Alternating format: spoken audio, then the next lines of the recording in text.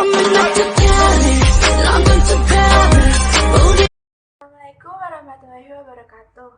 Halo teman-teman, sebelumnya perkenalkan, saya Tifatul Laili dari Prodi Psikologi Islam Fakultas Dakwah IAIN Salatiga dengan NIM 43040020045. Di sini saya akan menjelaskan sedikit tentang teori masuknya Islam di Indonesia.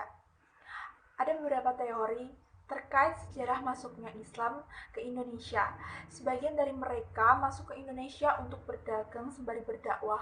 Ada pula kaum ulama atau ahli agama yang memang datang ke Indonesia ini untuk menyiarkan agama Islam. Di sini saya akan menjelaskan 4 teori yang mempelopori masuknya Islam ke Nusantara. Yang pertama, teori India atau Gujarat yang dikemukakan oleh Snow, Hargreaves, dan Pitchnapel. Ia meyakini bahwa Islam di Nusantara itu dibawa oleh para pedagang dari Gujarat, India pada abad 13 Masehi. Teori yang kedua yaitu teori Arab atau Mekah, yang masuk pada abad 7 Masehi, dibawa oleh pedagang Arab yang menikah dengan warga lokal dan membentuk sebuah komunitas muslim. Teori Arab ini diperkuat dengan gagasan Hamka yang menyatakan bahwa ditemukannya nisan kuno Syekh Rukunuddin pada tahun 672 Masehi. Dan yang kedua, gagasan dari Arnold yang menyatakan bahwa saudagar Arab itu yang lebih dominan menyebarkan agama Islam di Nusantara ini. Teori yang ketiga yaitu teori Persia yang menyatakan bahwa tradisi dan kebudayaan Islam di Indonesia itu memiliki persamaan dengan Persia. Contohnya yaitu seni kaligrafi. Teori Persia ini dianggap lemah di Nusantara karena apa? Mayoritas masyarakat Indonesia itu memeluk mazhab Sunni. Teori yang terakhir yaitu teori Cina. Teori Cina di sini masuk pada abad ke-9 Masehi bersamaan dengan migrasi orang-orang Cina ke Asia Tenggara. Jean Eberly dalam bukunya menyebutkan bahwa Islam itu lebih dominan dibawa oleh orang-orang Cina karena ia meyakini banyak pendakwah Islam yang berasal dari Cina yang sangat berpengaruh besar di Indonesia. Sebagai contoh yaitu Wali Songo. Penyebaran agama Islam di Nusantara itu dilakukan dengan cara damai dan fleksibel.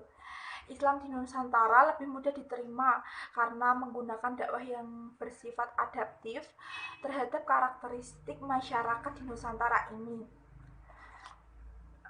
Ada 5 saluran proses Islamisasi di Nusantara. Yang pertama, perdagangan. Perdagangan ini pada abad 7 sampai 16 Masehi. Kawasan Nusantara saat itu ramai dikunjungi para pedagang internasional. Yang kedua, pendidikan. Pendidikan di sini memberikan sebuah garis besar bahwa peran ulama, guru, dan raja mendirikan pondok pesantren sebagai tempat pengajaran Islam dan sebagai keterampilan hidup masyarakat Nusantara. Yang ketiga yaitu perkawinan. Perkawinan di sini dianggap cara paling efektif dan mudah karena apa? Para pendatang bertemu dengan kaum pribumi, lalu mereka menikah dan terjadilah proses Islamisasi dengan mudah. Pedagang Islam dapat diterima karena kekayaan kecerdasannya. Nah, sedangkan dari pedagang Islamnya sendiri itu meminta para kaum pribumi untuk masuk Islam. Yang keempat, saluran tasawuf. Saluran tasawuf di sini berisi tentang ajaran ketuhanan dan teologi. Kerap kali saluran tasawuf ini dikaitkan dengan ajaran magic. Saluran tasawuf ini dibawa pada abad 13 Masehi dan berkembang pesat pada abad 17 Masehi. Nuansa mistik masyarakat Nusantara sangat berpengaruh pesat pada masyarakat Nusantara saat itu. Dan yang terakhir adalah saluran kesenian. Wali Songo yang mempelopori untuk menanamkan nilai-nilai Islam yang disesuaikan dengan ajaran Islam. Contohnya seperti Sunan Kalijogo yang mengadakan pagelaran wayang yang disesuaikan dengan nilai-nilai atau ajaran Islam, dan Sunan Derajat yang menciptakan kending-kending Jawa serta syair-syair yang berisi ajaran Islam. Sekian yang dapat saya sampaikan, kurang lebihnya saya mohon maaf.